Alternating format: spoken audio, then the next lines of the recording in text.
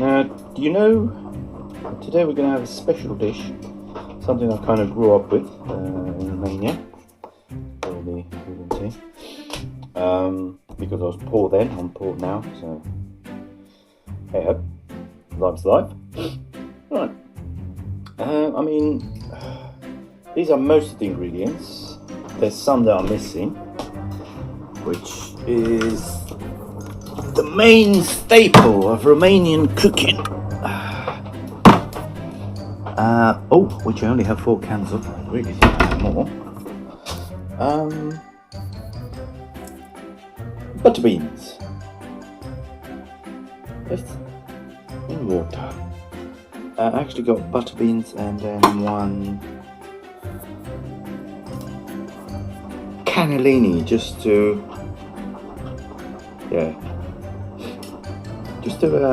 balance things out. You need balance in your life. Anyhow, that being said,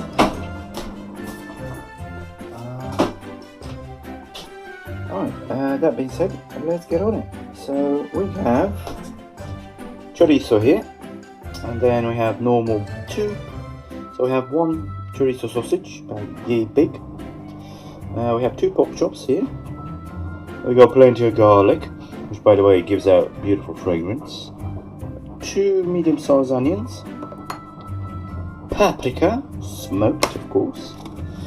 Bay leaves, which are very nice. And then we got the Eastern European version of MSG, which is this bad boy here. Look how happy he is. Look how happy it is to put lovely salty chemicals in his food. And hopefully probably get cancer sooner rather than later. But you know what? It's delicious and it's cheap, so we're going to use it. Okay, so we start by heating up the oil. Electric mark 1, I guess. Don't know. And we'll let that heat up. So while you wait for this to get nice and brown, which is almost there, looks good. Chorizo's already cooked. Pork is perfect, almost there. You need to let it get brown. Don't care if the doctor says carcinogen. If you don't eat tasty food, what's the point? What is the actual point? You pour yourself a cup of this morning's brewed coffee and question life choices. And enjoy this lovely smell of fried pork. I'll make it all look better. Now that the meat is lovely and brown, as you can tell. Yes? Yes. Turn the heat down slightly. And then in with the onion. And prepare yourselves for the amazing smell. I don't care if you don't like it. It tastes crazy. Now, you can add more vegetables. You can add carrots, peppers. That's about it. Anything else I think it might make it look and taste horrible. So you can add some carrots as well, some peppers, but because I didn't feel like going out shopping today, and this is supposed to be a promise dish. All we had was onion, and onion is the only thing you need to make things taste better. So we're going to let those become a bit translucent, then sweat a bit, and then just before that we're going to add the garlic. Can you see? Nice and soft. I mean, you can cut it whichever way you like, but I like cutting it this way. And then you add your 4 or 5 cloves of garlic. If you want to peel this, I mean most people might know this, some people might not. If you want to be able to peel them really easily, you just literally squash them with a knife. You put the knife over, then you slowly hit the knife. Sorry, the side of the knife. Then you slowly hit the side of the knife. Not the cutting part. And you squash the garlic down a bit, or you can do it with whatever you want, even with just palm of your hand. You can squash garlic, then you just cut the little hard bit at the top, and then you can just peel them really quickly and easily. So we added the garlic. I don't need to tell you, the smell coming off this is incredible. Then we add some more garlic, because Eastern European vampires and all that rubbish. And also I think garlic for me is what waters for the plants. And then let this fry up a bit, just a bit, not much. Don't leave the garlic too much, again it will burn and everything's going to get bitter in here. So we got all this loveliness. What I'm doing here basically is just baked beans, I guess. Alright, so that is amazing. Right, so we let it sweat a bit, fry a bit, not much, just a bit. I turn the heat down as well so it doesn't burn. And again, after this, then we put the kettle on boil because we need some hot water. Now that the water's boiled, I had to take that off the hob, or else it would have burned. You add your tomato puree. I would say about a tablespoon, I guess. I'm not going to measure it now, but that looks about a tablespoon of it. Yes, you don't want too much. I mean, if you like tomato puree, please do add as much as you want. I like tomato puree, but I don't like it that much.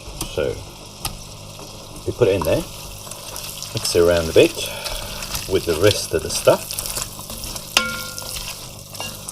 Yes, and then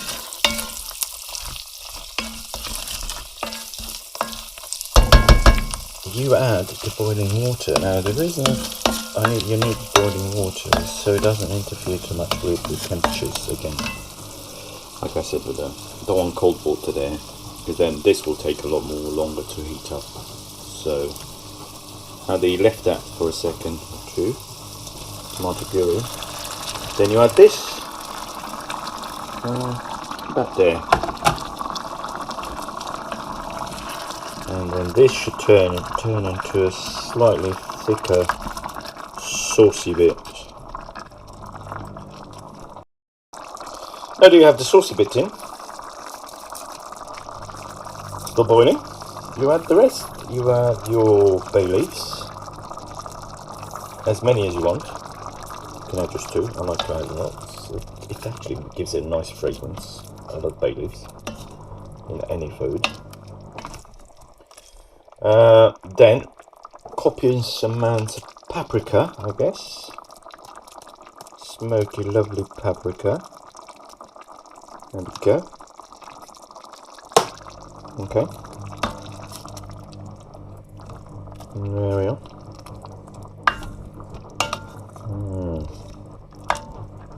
Add a bit more water. Can you tell it's already thickened up a bit from the tomato puree?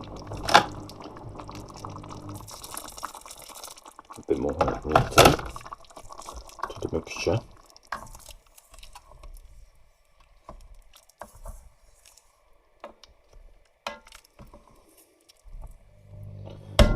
And then one of these ladles full of Eastern European Eastern European MSG. Right, so it's about, I'd say it's about 2 tablespoons of this. Just add it in there and just mix it around. Good thing about that is that also it gives out, it's got plenty of salt in there, so you don't really need to season it too much. I do recommend tasting it, obviously. See how seasoned it is after you put this in, or put a bit less, then taste it and see how salty it is, and then add, or I mean, you can't really subtract after you did put it on. But I've cooked this a few times now, and I know how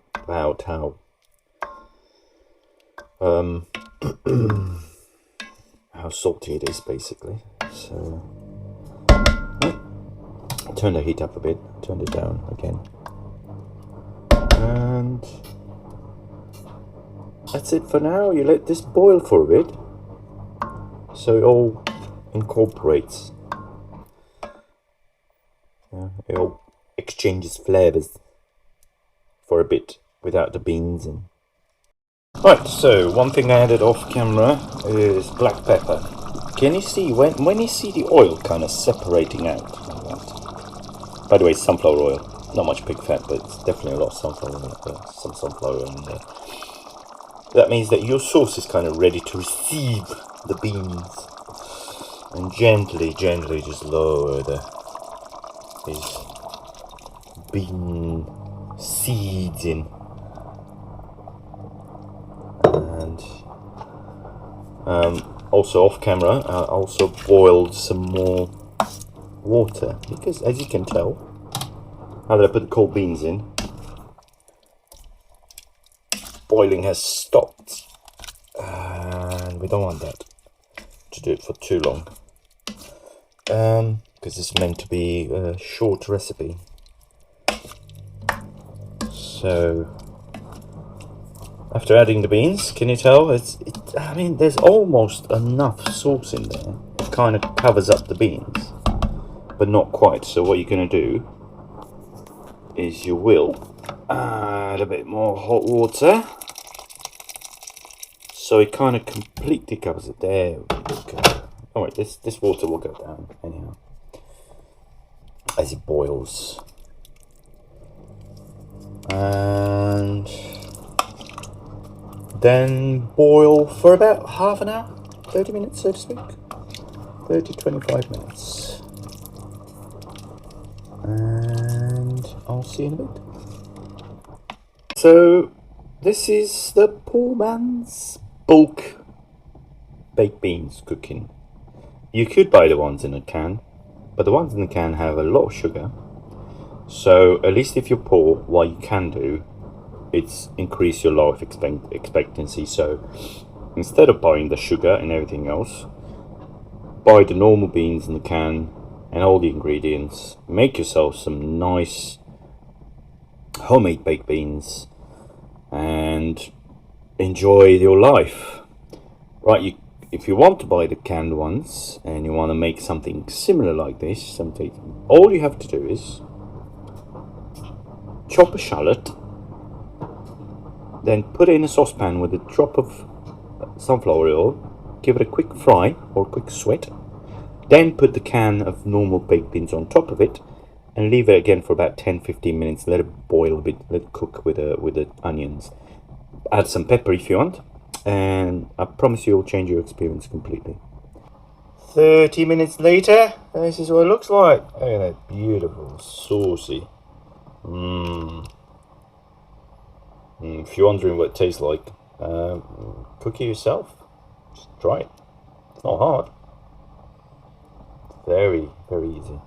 Just make a bold step. Right, if you enjoyed this, enjoy your life. Take care, and I'll see you soon. Bye.